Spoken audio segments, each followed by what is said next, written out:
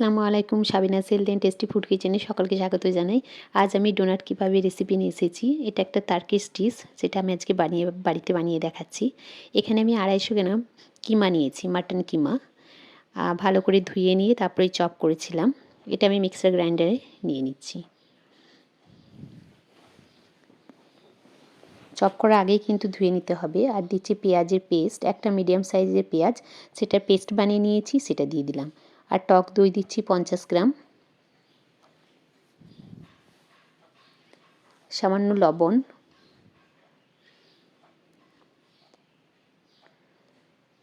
গোলমরিচের গুঁড়ো দিচ্ছি এখানে আমি 6-7টা গোলমরিচের গুঁড়ো, আর দিচ্ছি কর্নফ্লোর, সামান্য কর্নফ্লোর দিচ্ছি বাইন্ডিংয়ের জন্য, আর লেমন জুস। এরপরে দিচ্ছি সামান্য হলুদ। এরপর মিক্সার গ্রাইন্ডারে এটা আমি ভালো করে আরেকবার গ্রাইন্ড করে নেব। দেখুন মাখিয়ে নিলাম। এরপর আমি এটা একবার গ্রাইন্ড করে নেব।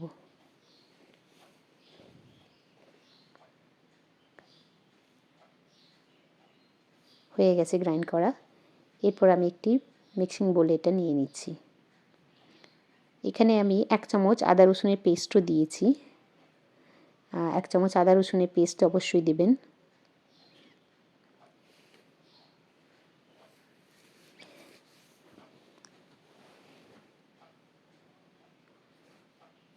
এবার র্যাপিং পেপার নিতে হবে। এখানে বাটার পেপার বা কোনো র্যাপ পেপার দিয়ে কিন্তু এটা বানাতে হয়। দেখুন আমি প্রথমে এটা মিলে দিলাম। এর উপরে সামান্য যে কিমাটা বানিয়েছি আমি ওটা দিয়ে দিচ্ছি, পেস্ট করে নেওয়া কিমাটা। এরপরে আবারও একটা পেপার দিয়ে দিচ্ছি, র্যাপ পেপার। বেলনার সাহায্যে এটা আমি পাতলা করে বেলে নিচ্ছি।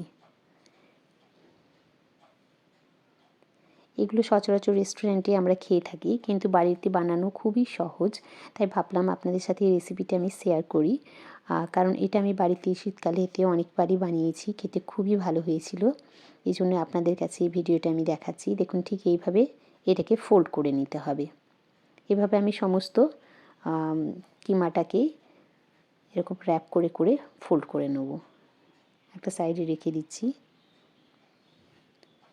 আবারও আমি একটা পেপার নিয়ে তার উপরে সামান্য একটু কিমা দিয়ে ঠিক একই পদ্ধতিতে আবারও এটা আমি বেলে নেব। এভাবেই কিন্তু করতে হবে। খুবই পাতলা একটা লেয়ারের মতো বানাতে হবে। এই ডিশটা কিন্তু খুবই ভালো হয় খেতে।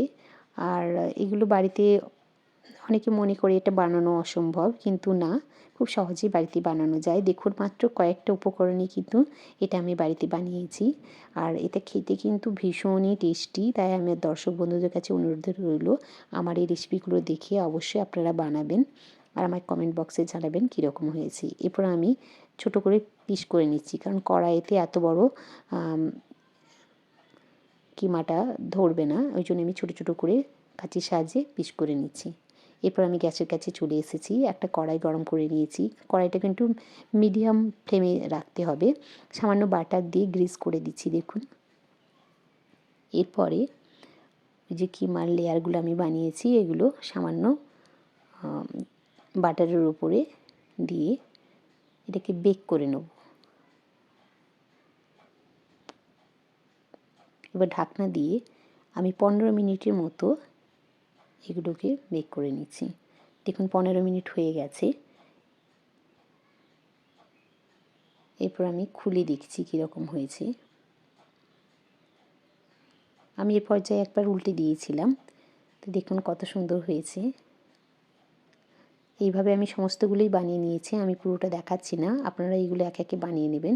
এরপর আমি একটু স্যালাড বানিয়ে নিচ্ছি। এখানে কাঁচা পেঁয়াজ আর কিউকাম্বার মানে শসা, গাজরের টুকরো আর দিচ্ছি সামান্য ক্যাবেজ। এই স্যালাডটা কিন্তু অবশ্যই বানাবেন। সামান্য গোলমরিচের গুঁড়ো, বিট লবণ দিচ্ছি সামান্য, আর লেমন জুস দেবো। দিয়ে আমি এই স্যালাডটা বানিয়ে এক সাইডে রেখে দিচ্ছি। এরপরে আমি বানাবো হোয়াইট সস। হোয়াইট সস বানানো কিন্তু খুব সোজা, বাড়িতে কয়েকটা উপকরণ থাকলেই হবে। এখানে আমি টক দই নিয়েছি, আর দিচ্ছি মেয়োনিজ। মেয়োনিজ এখন সব জায়গাতেই পাওয়া যায়। আমি মেয়োনিজ দিয়েছি সামান্য 2 থেকে 3 চামচ, আর 1 চামচ গোলমরিচের গুঁড়ো, হাফ চামচ বিট লবণ, আর দিচ্ছি ক্রাশ করে নেওয়া ওই গার্লিক, আর সামান্য লেবুর রস, পাতিলেবুর রস। দেখুন মিক্স করে নিয়েছি, ঠিক এরকম হবে হোয়াইট সস। এরপর একটা রুটি নিয়েছি, রুটিটা আমি আর দেখাচ্ছি না, রুটির উপরে হোয়াইট সসটা দিয়ে এরপর আমি কিবাবটা বানাচ্ছি।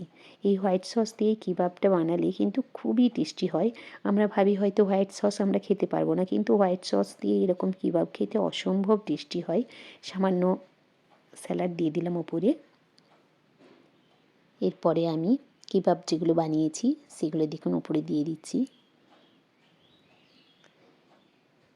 এগুলো কিন্তু এরকমই থাকবে।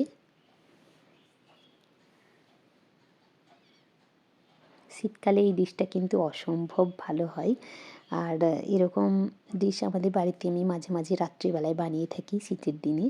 সামান্য স্যালাডও দিয়ে দিলাম, আরও ওপরে আরেকবার আমি 1 চামচ হোয়াইট সস দিয়ে দিচ্ছি। এরপর এটা আমি র্যাপ করে নেব। দেখুন আমার ডোনার কিবাব রেডি হয়ে গেছে। কত সহজে এটা বানানো যায়। আর আমার অনুরোধ রইল আমার দর্শক বন্ধুরা যেন আমার পুরো ভিডিওটি দেখেন এবং আমার এই রেসিপিটা বাড়িতে বানিয়ে আমায় কমেন্ট বক্সে জানান কীরকম হয়েছিল। এভাবে আমি সমস্ত কিবাবগুলো র্যাপ করে নেব।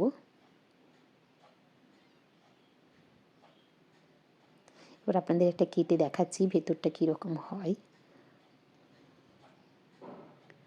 ঠিক দোকানের মতোই হবে, বাড়িতে বানানো হলেও কিন্তু দোকানের মতোই দেখতে হয়, খেতেও হয়।